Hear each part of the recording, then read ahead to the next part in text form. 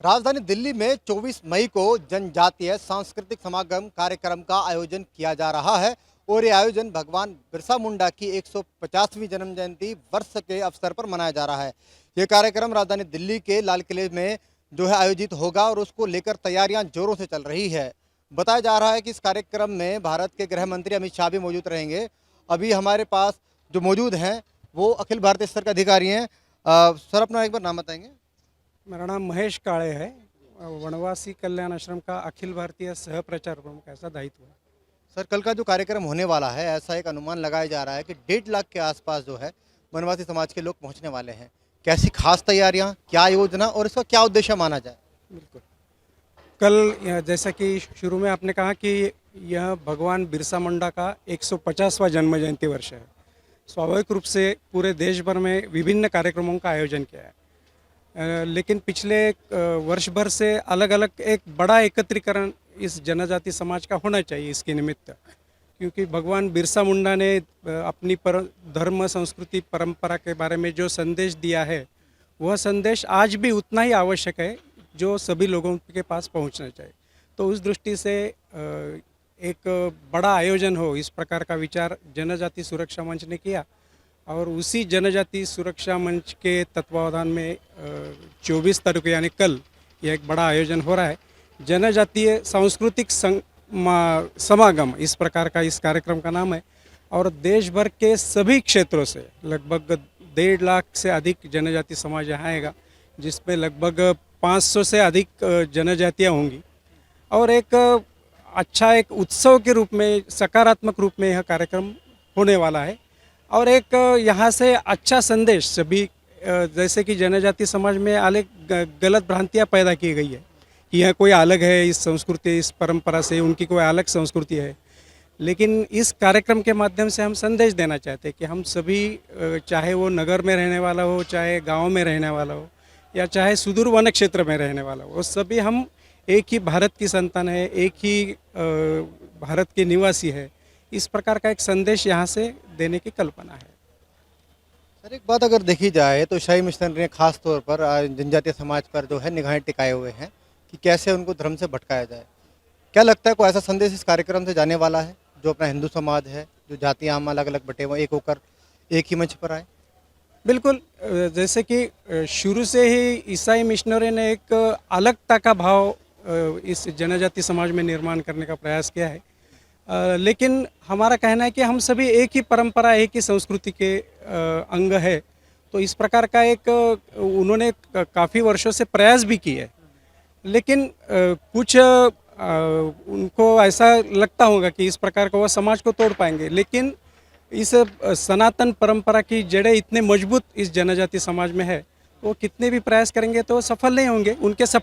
उनके प्रयास जारी है, लेकिन हम भी उसी प्रकार जनजाति समाज को एकत्रित करने का, उनको हम सभी एक है इस प्रकार का एक भाव जगाने का कार्य कर रहे हैं और हमें सफलता भी मिल रही है।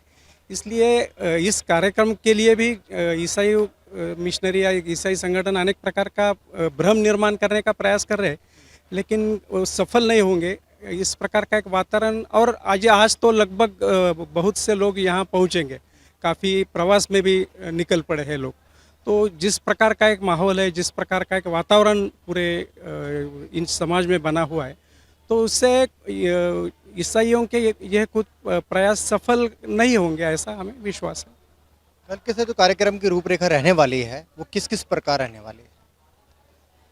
आज रात तक बहुत से और कल सुबह तक इस प्रकार के लगभग सभी जनजाति समाज के अलग अलग राज्यों से प्रतिनिधि यहाँ निकले हैं, कुछ आए हैं।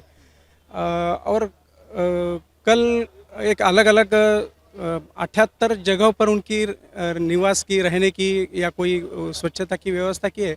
और दोपहर 3 बजे 5 अलग अलग स्थानों से अलग शोभा यात्राएँ निकलेगी, जिसमें जनजाति समाज अपनी परंपरागत वेशभूषा में और अपने पारंपरिक वाद्यों के साथ नाचते गाते हुए निकलेंगे और सभी लगभग एक 5:30-6 बजे तक यहाँ लाल किला मैदान आएंगे और वहाँ से इन सब की एक विशाल जनसभा शुरू होगी, जिसमें अपने देश के गृह मंत्री अमित शाह जी उपस्थित रहने वाले हैं और बाकी भी अलग अलग प्रांतों से आए जनजाति समाज के नेता प्रमुख रूप से अपने धर्म संस्कृति परंपरा की बातें यहाँ रखेंगे, कुछ विचार रखेंगे। लेकिन कुल मिलाकर इस पूरे कार्यक्रम का जो मूल उद्देश्य है कि हम सभी एक ही परंपरा के अंग है, एक ही संस्कृति के अंग है। चाहे हमारी वेशभाषा अलग हो सकती है, चाहे हमारे राज्य अलग हो सकते हैं, लेकिन जनजाति समाज का भी एक बहुत बड़ा योगदान इस पूरे देश के विकास में है। और स्वतंत्रता संग्राम में तो योगदान था ही, तो इस प्रकार का एक संदेश पूरे दिल्ली से पूरे देश भर में जाएगा और एक अच्छा वातावरण जनजाति क्षेत्र में भी है। और स्वाभाविक रूप से आगे चलकर एक जनजाति समाज का एक योगदान जिसे अब तक नकारा गया है दुर्भाग्य रूप से, लेकिन वो योगदान सबके सामने आएगा, उनका योगदान सबके सामने आएगा। उन्होंने जो त्याग इस संस्कृति परंपरा के लिए किया है, देश के लिए किया है, वो सब समाज के सामने आएगा। और तू मैं एक रखता, ये जो भाव है कि हम सभी एक है, इस प्रकार का एक भाव जागरण होगा, ऐसा विश्वास हम सभी को। चलिए, जानकारी जो विशेष जानकारी दर्शकों तक पहुंचाई है कि कल का जो कार्यक्रम है वो कैसे खास रहने वाला है और क्या विशेष विशेषताएं इसमें रहने वाली है। मेरा नाम लक्ष्मण सिंह मरकाम है, मैं मध्य प्रदेश से आता हूं। और 2026 में जो ये इतना बड़ा सांस्कृतिक समागम हो रहा है, इसके पीछे का उद्देश्य ये है कि आप जानते हैं कि भारत में हमारे लगभग 12 करोड़ से अधिक जनजाति समाज के लोग रहते हैं और विगत कई वर्षों से उनकी जो सांस्कृतिक पहचान है उसे तोड़ने का एक षड्यंत्र वैश्विक रूप से चल रहा है। अब जब इस षड्यंत्र ने अपनी एक सीमा पार कर ली है तो पूरे जनजाति समाज, 12 करोड़ लोगों जो जनजाति समाज है, उन्होंने सोचा है कि हम यहाँ पर आकर अपने संस्कृति को बचाने का एक शंखनाद करेंगे और पूरे भारत में जनजाति समाज पर जो लोग इसकी संस्कृति को, आस्था, रीति रिवाज, परंपराओं को तोड़ने का प्रयास करते हैं, उनको दिल्ली से संदेश दिया जाएगा कि अब बहुत हो चुका, हमारी संस्कृति के साथ, हमारे रीति रिवाज, धर्म, परंपराओं के साथ अब और खिलवाड़ नहीं चलेगा।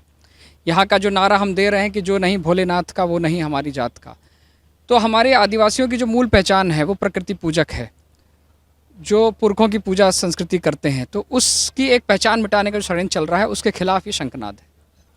देखिए, भारत का जो जनजाति समाज है उसकी आस्था में प्रकृति पूजा है, उसकी आस्था में पुरखों की पूजा है।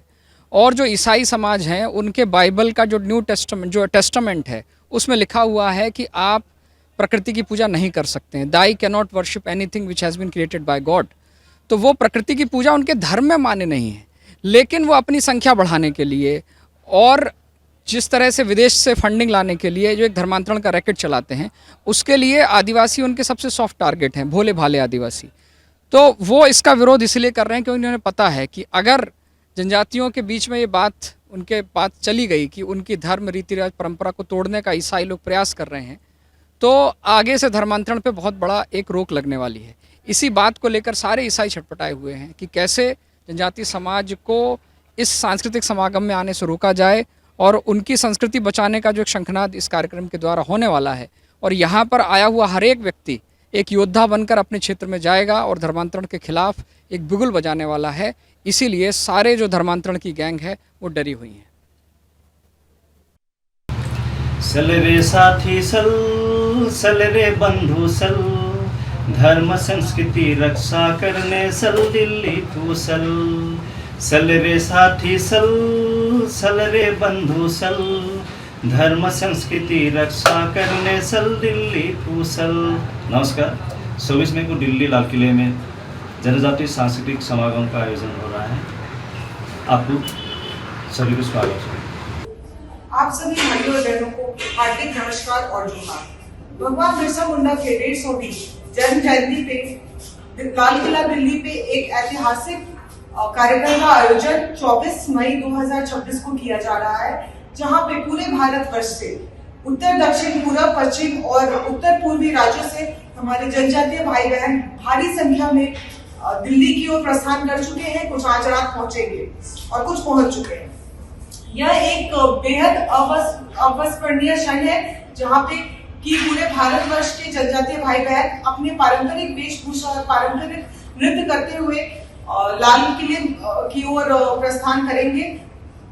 और यह एक ऐसा क्षण है जो कि आज तक इतिहास में पहले कभी नहीं हुआ, जहां पे कि हमें दिल्ली में अपने सारे जनजातीय भाइयों और बहनों की पारंपरिक वेशभूषा और नृत्य देखने का अवसर प्राप्त होगा।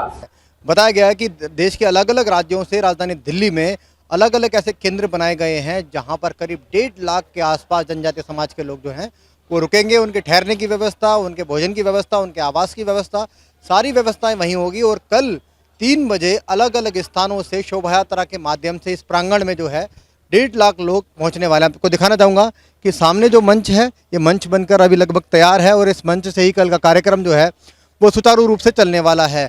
देश के गृह मंत्री अमित शाह भी इसी मंच से कल जनजातीय समाज को जो है वो संबोधन करने वाले हैं। और साइड में आप देखेंगे 2 बड़ी बड़ी स्क्रीन भी लगाई गई हैं जिससे दूर दराज में जैसे आखिरी में भी अगर जो लोग बैठेंगे उनको भी देखने में और सुनने में आसानी हो। आगे की आप व्यवस्था देखेंगे कि जो सोफे लगे हुए हैं ये वीआईपी जोन है और वीआईपी जोन में जो है कई ऐसे बड़े बड़े संघ के संगठन के अधिकारी और अलग अलग संगठन अधिकारियों के साथ साथ राजनीतिक लोग भी यहाँ पर जो है उनके बैठने की व्यवस्था है। और ठीक उसके अगर आप पीछे देखेंगे कि यहाँ पर आपको जो है यहाँ पर हर सुरक्षा की दृष्टि से चाक चौबंद इंतजाम भी किए गए हैं। लोगों को कोई गर्मी से परेशानी ना हो तो कूलर, पंखे, ऐसी सारी व्यवस्थाएं की गई है। और आप देखेंगे दूर दूर तक अगर आप नज़र घुमाएंगे तो यहाँ अभी तैयारियां जोरों से चल रही है और माना जा रहा है कि ये कार्यक्रम अपने आप में भव्य और दिव्य होने वाला है। और जो भगवान बिरसा मुंडा की 150वीं जन्म जयंती वर्ष के अवसर पर ये कार्यक्रम देश को जोड़ने वाला है। कहीं ना कहीं इस कार्यक्रम को लेकर तैयारियां जोरों से चल रही है और लोगों का दिल्ली में आना भी शुरू हो गया है। और एक कल कार्यक्रम मुख्यतः प्रारूप इसका शुरू हो जाएगा और ये कार्यक्रम भव्य और दिव्य दृष्टि से दिखने वाला है। सहयोगी जीत के साथ मैं दीपक खामरा, सुदर्शन न्यूज़, दिल्ली।